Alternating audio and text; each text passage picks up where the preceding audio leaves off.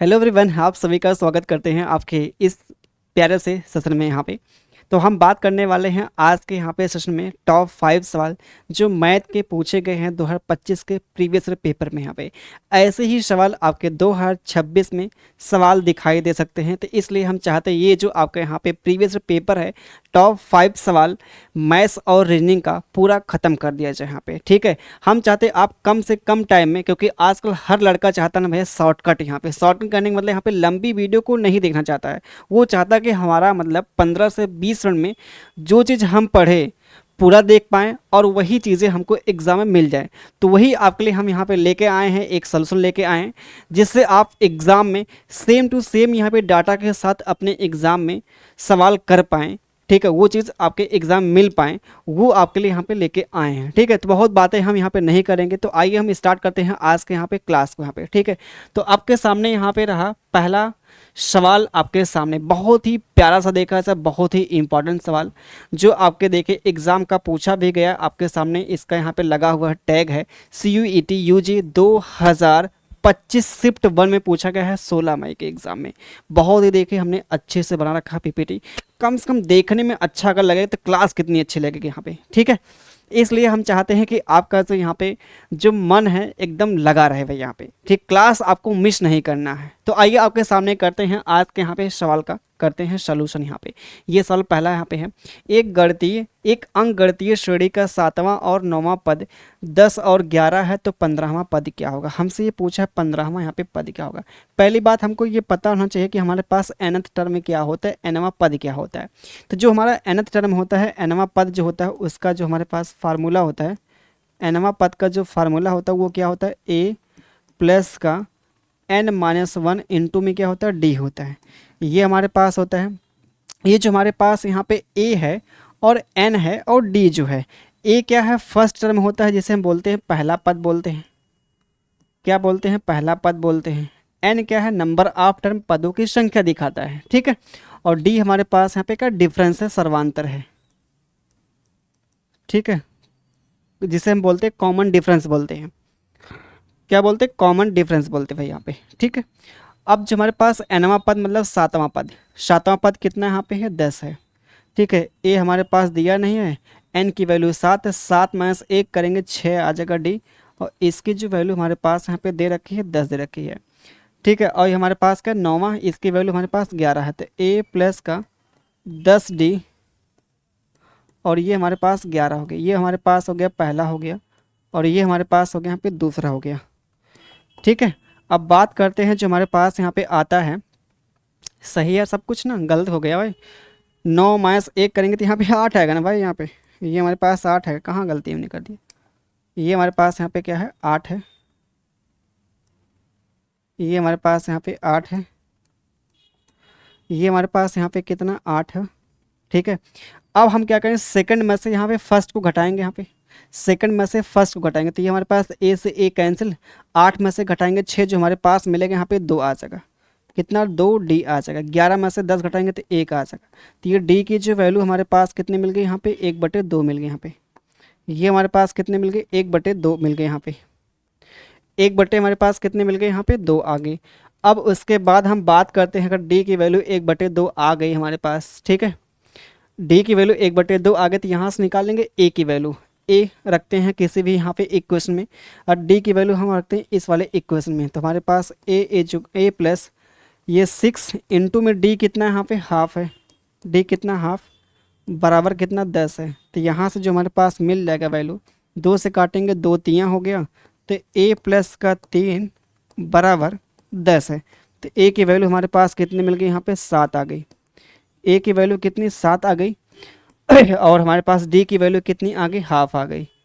ठीक है, ये हमारे पास यहाँ पे मिल जाती है वैल्यू। ये हमारे पास यहाँ पे मिल जाती है वैल्यू। तो हम a और d की वैल्यू हम क्या करेंगे, जो हमसे पूछा है 15वां टर्म पूछा है, तो 15वां जो टर्म होगा वो क्या होगा, ये यहाँ पर रखे a प्लस ये हमारे पास कितना 14d आ जाएगा। इसी की निकालना है वैल्यू और हमको पता है सब कुछ यहाँ पे a और d की वैल्यू। ए और डी की वैल्यू पता तो आराम से आप पुट करिए ना यहाँ पे। तो आइए हम पुट करते हैं। इसकी वैल्यू, ए की वैल्यू यहाँ पे 7 है और डी की वैल्यू हमारे पास हाफ है। तो रखिए यहाँ पे कितना मिल जाएगा, 7 हो जाएगा भाई, प्लस का यहाँ पे 7 इंटू में कितना हाफ होगा। ये सिंप्लीफाई करेंगे, यहाँ पे 7 आ गया। तो 7 प्लस 7 कितना हो गया हमारे पास, फाइनली मिल गया 14 मिल गया। ये 14 इसका मिलता है यहाँ पे करेक्ट आंसर मिलता है। सवाल देखा जब, बहुत ही सुंदर सवाल था यहाँ पे, ठीक है। ऐसा आपको सवाल दिखाई दे सकता है आपके आने वाले एग्जाम में यहाँ पे, ठीक है। तो आइए हम चलते हैं अगले अपने सवाल पे चलते हैं। अगला सवाल आपके सामने यहाँ पे रहा है, ये सवाल भाई। यहाँ पे सवाल देखिए, बहुत ही सुंदर सवाल आपके सामने यहाँ पे दिखा दे रहा है। थोड़ा सा इसके बारे में हम जान लेते हैं, इसका यहाँ पे कंसेप्ट क्या होता है, ठीक है। इसका जो कंसेप्ट आपके सामने यहाँ पे है कि जो सिंपल इंटरेस्ट होता है हर साल मिलता है, समान मिलता है, ठीक है। सिंपल इंटरेस्ट जो मिलता है हर साल मिलता है, समान मिलता है। जैसे आपके सामने यहाँ पे दिया एक निश्चित यहाँ पे क्या है, रकम। रकम मतलब प्रिंसिपल होगा, प्रिंसिपल मतलब क्या, मूलधन होगा। यहाँ पे 5% सालाना ब्याज दर से 4 साल और 3 साल का जो यहाँ पे सिंपल इंटरेस्ट का दिया, डिफरेंस दिया, हमसे बोला वह रकम क्या है, प्रिंसिपल क्या है, मूलधन क्या, आपसे पूछा यहाँ पे। तो जरा आप बताएंगे यहाँ पे जो सिंपल इंटरेस्ट होता है वो समान होता है हर साल। अगर एक साल में कितना 5%, एक साल में कितना 5%, तो 4 साल में कितना होगा, 20% होगा। 4 वर्षों में कितना हो जाएगा भैया, 20% होगा। ये सिंपल इंटरेस्ट है। सिंपल इंटरेस्ट भाई 4 वर्षों का है, 4 वर्षों का सिंपल इंटरेस्ट है भाई। चलिए आगे हम बात कर लेते हैं यहाँ पे। अगर एक साल में 5%, 3 वर्षों में कितना हो जाएगा, 12% हो जाएगा। ये कितना होगा, 12%। तो ये 3 वर्षों का सिंपल इंटरेस्ट है, ये 4 वर्षों का सिंपल इंटरेस्ट है। और इन दोनों का जो बीच का आएगा भैया डिफरेंस आ गया। इन दोनों के बीच का जो डिफरेंस हमारे पास मिल जाएगा वो 8% होगा। का कितना हो जाएगा, 8% होगा भाई। यहाँ पे 8% हो जाएगा, सही है ना। 4 3 12, 20 होगा और 5 से 15 हो जाएगा भाई। हम भी कहें यार कहाँ है सवा, 5 से कितना होगा, 15% होगा भाई। तो इन दोनों का जो डिफरेंस हमारे पास मिल गया 5% मिल गया। 5% की जो वैल्यू हमारे पास, इसका जो डिफरेंस हमारे पास 5% है। 5% की वैल्यू हमारे पास साल में दिया है कितना, 42 दिया है। 42 दिया, 42 यहाँ पे 42 हमारे पास यहाँ पे दिया है। अब हम क्या करेंगे, यहाँ पे ध्यान देंगे आप सभी लोग। यहाँ पे ये जो हमारे पास है 5% की वैल्यू कितनी है, 42 होगी। हमको निकालना है यहाँ पे प्रिंसिपल। तो हम क्या करेंगे, हमको निकालना होगा 100% की वैल्यू। जो प्रिंसिपल अपने आप में होता है वो कितना होता है, 100% होता है। तो हम क्या करेंगे, यहाँ पे 20 से मल्टीप्लाई कर देंगे, यहाँ भी कर देंगे 20 से मल्टीप्लाई। तो ये 20 25 हो गया, यहाँ पे 100 हो गया। और यहाँ पे कितना हो गया, 2 दूना 4 होगा, 2 चौको 8, ये मिल गया हमारे पास 840 मिल गया। तो 840 इसका मिलता है, फर्स्ट वाला आंसर मिलता है। 840 जो मिलता है फर्स्ट वाला आंसर मिल जाता है। चलते हैं अगले सवाल पे आते हैं। अगला सवाल आपके सामने यहाँ पे तीसरा सवाल है। तीसरा सवाल आपके सामने यहाँ पे दिखाई दे रहा है। सवाल देखा से ये भी कितना आपका इंपॉर्टेंट सवाल है, कितना देखा से इंपॉर्टेंट सवाल है, मोस्ट मोस्ट मोस्ट इंपॉर्टेंट सवाल है। ये समझिए 100% आपके एग्जाम में भैया आएगा ही आएगा, श्योर है आपका आएगा, ठीक है। सवाल देखिए आपके सामने यहाँ पे, सवाल देखिए आपके सामने भैया। यहाँ पे पहली बात देखिए, इसको लिख लीजिए मोस्ट डॉट डॉट अनंत तक का। अनंत तक सोच लीजिए कितना हो सकता है इंपॉर्टेंट यहाँ पे, इसलिए क्योंकि हर साल पूछा गया सवाल। ये ऐसा इकलौता सवाल है, इस टाइप का सवाल कोई ऐसा दुनिया का एग्ज़ाम बचा नहीं जिसमें आपका पूछा ना हो। ये है आपका, ठीक है। इतना अनुभव भाई बताता है, इतना मतलब हमारे पास अनुभव हो चुका है कि आपसे क्या ही बयां करें हम, ठीक है। चलिए आते हैं।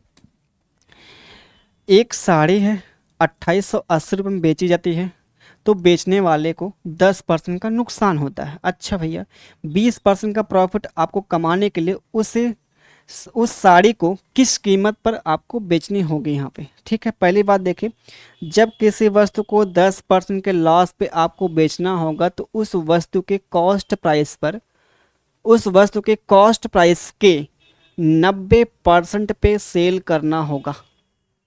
अगर 10% का नुकसान हुआ है, ठीक है, और कॉस्ट प्राइस अपने आप में जो होता है ना वो 100% होता है। 100 से कम में बेचेंगे तो नुकसान होगा, 100 से ज़्यादा बेचेंगे तो प्रॉफिट होगा यहाँ पे। अगर 100 रुपये का कॉस्ट प्राइस है, अगर 10% का नुकसान हुआ है, इसका मतलब कहीं ना कहीं आपने उस साड़ी को, उस वस्तु को 90% में आपने सेल किया है।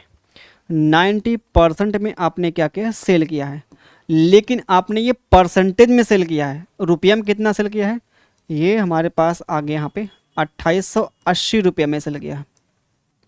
2880 में सेल किया, हमको 20% चाहिए प्रॉफिट। अगर आपको 20 रुपये का चाहिए भैया प्रॉफिट, 20% का चाहिए प्रॉफिट चाहिए, कहीं ना कहीं आपको उस वस्तु को 100 से ज़्यादा आपको बेचना पड़ेगा। कितना? 20%। 100 का निकालेंगे, 20% निकालेंगे, 20 आएगा। तो 20 आप जोड़ेंगे 100 में तो हमारे पास कितना आ गया? 120 आ जाएगा। कितना आ जाएगा भैया? 120 हमारे पास यहाँ पे मिल जाएगा। तो ये हमारे पास 120% क्या आ गया? यहाँ पे सेलिंग प्राइस आ गया। ये हमारे पास यहाँ पे क्या आ गया? सेलिंग प्राइस यहाँ पे आ गया। अब ये 90% की वैल्यू हमारे पास 2880 यहाँ पे दिया है, 120 का निकालना होगा। तो फिर यहाँ पे क्या करेंगे? सिंप्लीफाई, ये काटेंगे, 9 त्रिक 27 हो गया, 9 दूना 18, 32 गुना इसका हुआ। तो इसका भी कर देंगे, 32 गुना करेंगे तो 120 इंटू कितना कर देंगे? 32 कर देंगे यहाँ पे। तो ये 32 इंटू कितना करेंगे? 120 करेंगे तो हमारे पास फाइनली कितना मिलेगा? अगर देखा जाए इसका जो इकाई अंक, जो लास्ट का जो डिजिट यहाँ पे क्या आ रहा है? 0 आएगा। ये 2 दूना 4, लास्ट में 0 आएगा, फिर उसके बाद यहाँ पे 4 आएगा। पूरा मल्टीप्लाई भी नहीं करना होगा, जो हमारे पास यहाँ पे दिख रहा है आंसर है इसका। ठीक है, 40 हमारे पास मिल जाएगा, यहाँ पे राइट आंसर मिल जाएगा। लेकिन सवाल काफ़ी इंपॉर्टेंट है। ठीक है, ये आपके देखें पेपर का भी पूछा गया CUET के।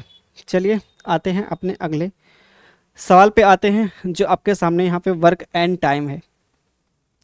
ठीक है, वर्क एंड टाइम का सवाल जो आपके सामने यहाँ पे दिया गया है, ये भी देखा जाए मोस्ट इम्पॉर्टेंट सवाल है। ठीक है, ये भी क्या है? मोस्ट इम्पॉर्टेंट सवाल है वर्क एंड टाइम का। ये सब ऐसे सवाल हैं, इसलिए हम यहाँ पे भैया टॉप 5 सवाल लेके आए हैं जो बहुत बहुत इम्पॉर्टेंट हो, जो आप कम टाइम में, आपके पास अगर 15 मिनट को ही टाइम मिलता है तो आराम से इस टॉप 5 सवाल को आप आराम से देख पाएँ, चीज़ों को समझ पाएँ, और ऐसे ही सवाल आपके एग्ज़ाम में आए तो आप उड़ा के आएँ।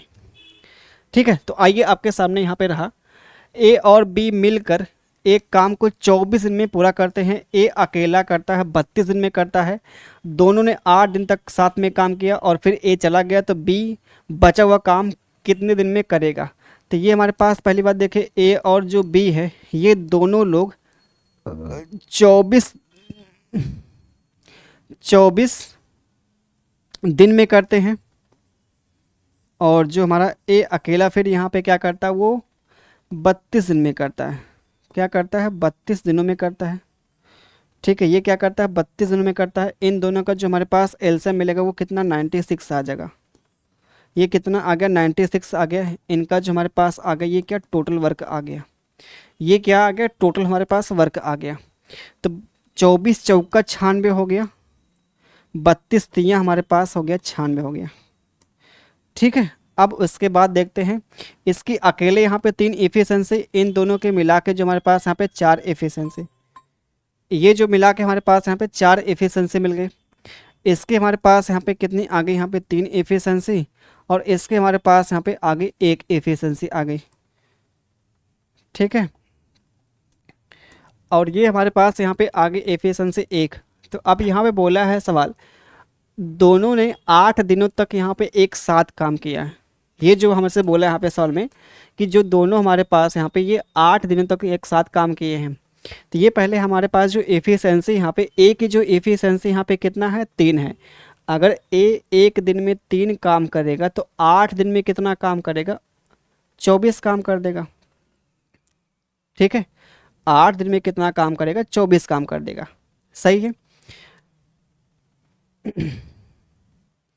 अब ए जो हमारा एक दिन में 3 काम करेगा भैया, ठीक है, 8 दिन में कितना काम करेगा? 24 काम कर देगा। टोटल जो हमारे पास काम यहाँ पे 96 है। 96 में से भैया 24 काम हो चुका है, बाकी हमारे पास जो बचा है यहाँ पे कितना? 2 हो गया, और यहाँ पे कितना हो गया? यहाँ पे 7 हो गया। ये 72 हमारे पास हो गया। क्या सही है सब कुछ? यहाँ पे क्या? 24 32 तियाँ 24 चौका 96, 32 तियाँ 96 हो गया।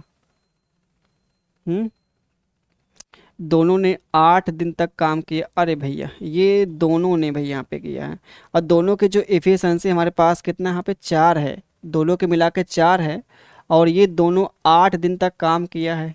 तो 8 चौका 32 काम हो चुका ना। 96 टोटल काम है, जिसमें से आपका 32 काम हो चुका, बाकी हमारे पास बचा कितना? 64 मिल गया। इतना बचा है शेष यहाँ पे, इतना हमारे पास यहाँ पे शेष बचा हुआ है, शेष यहाँ पे इतना यहाँ पे शेष बचा हुआ। अब इस काम को कौन करेगा, ए तो हमारा यहाँ पे क्या है लेफ्ट हो गया, चला गया यहाँ पे, बाकी बचा हमारे पास यहाँ पे कौन, बी बचा है। जो रिमेनिंग काम यहाँ पे 64 है उसको कौन करेगा, बी करेगा यहाँ पे। और बी की एफिशिएंसी यहाँ पे कितना, 1 है।